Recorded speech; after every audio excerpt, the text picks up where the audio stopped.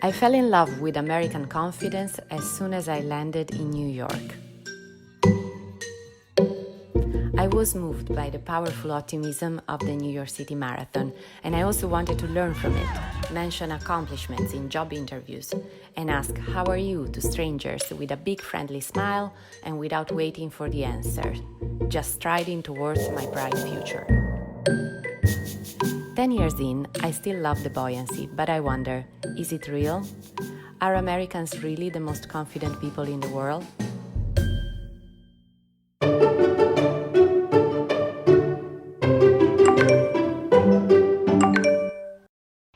So intense, Anna. Okay. Are Americans the most, US Americans, I should say, confident people in the world? Yes.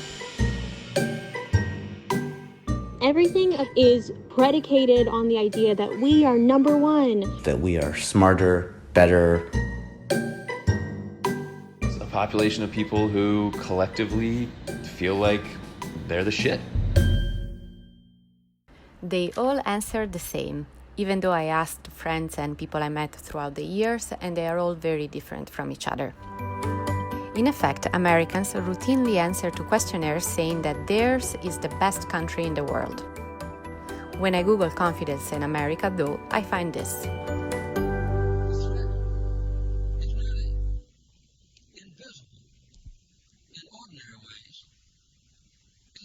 Crisis of confidence. We can see this crisis in the growing doubt about the meaning of our own lives and in the loss of a unity of purpose for our nation. An invisible threat, a crisis of confidence, and a loss of unity. Sounds like the summer of 2020. The only thing missing are the weird fireworks that went on every night for over a month in front of our windows in Brooklyn.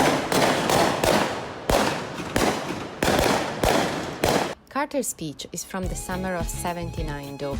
In the middle of the oil crisis, right after the loss of the Vietnam War, the nation was down and the president tried to address it, in what's later been called the malaise speech. But that's not the only crisis of confidence. In 2009, right after the financial crisis, the American Psychology Association thought we needed to create a confidence virus to spread throughout the land to change the attitudes and behavior of the American public. This year, we certainly had a virus, but it wasn't a confidence-inspiring one. More than that, when I look at the history of the United States, I wonder, are these crises of confidence recurring? Or was confidence a myth to start with? James Baldwin wrote that American confidence is part of the collection of myths to which white Americans cling, that their ancestors were all freedom-loving heroes, that they were born in the greatest country the world has ever seen. Be it a reality or a myth, the large majority of citizens are proud to be an American. How do you explain so much confidence? We are kind of cowboys, you know? You do it by yourself or you don't do it at all, and if it doesn't happen, if you didn't make it, it's your fault.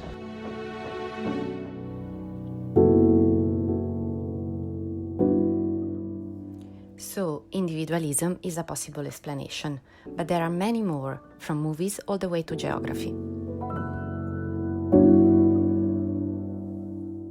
We're people on a big island. There's a lot of Americans who will never come in contact with people from another country, and they simply make the human assumption that their family, their town, the people that they see every day are probably the best people that exist. If you think that these are enough reasons to be confident, don't forget history and religion.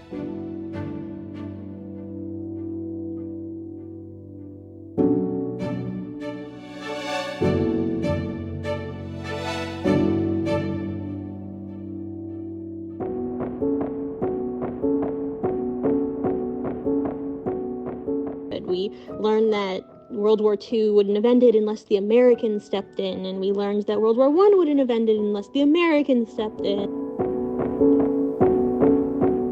Finally, if you dig into psychology, there is another possible explanation which is not very inspirational: the Dunning-Kruger effect.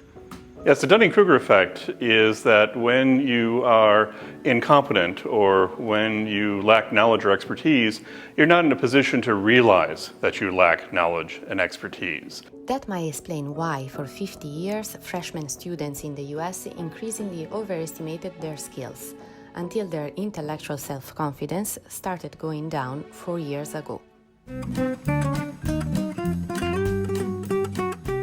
As a European, and specifically an Italian, there is nothing more familiar than the idea of the decline and fall of the empire. I feel that at home we have developed a certain nonchalant way of dealing with it, in the sense that it's already fallen, what can you do? Might as well enjoy life. But here in the US, I'm not sure how people are taking it. Today, we're number one in COVID. We are now not able to go to any other country. We are being quarantined essentially by the world. So instead of saying who can and can't come into the country, we're the ones who can't go anywhere.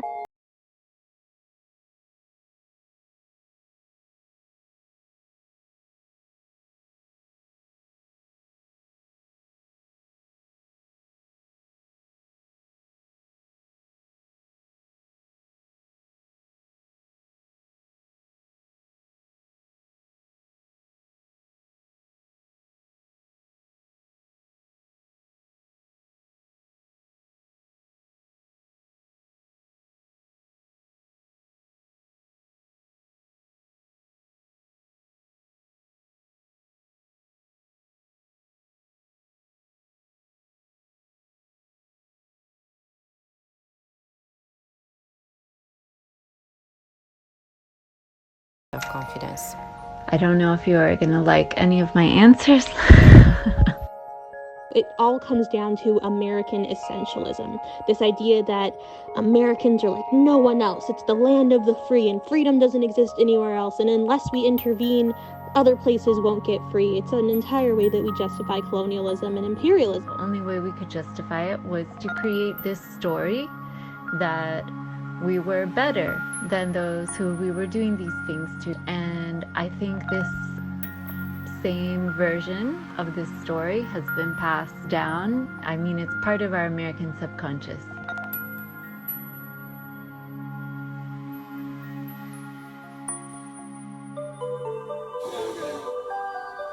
There is also the difference between confidence as a way of perceiving your abilities. Wow! And confidence as a positive outlook on the future, more similar to optimism. And finally, there's the difference between confidence in yourself and confidence in the economy. US Americans often had both, and the two sentiments would reinforce themselves mutually as a double dip into a big, happy confidence bowl, at least until now. This sense of hopelessness, maybe not hopelessness, but this sense that we are not in control has really affected our confidence.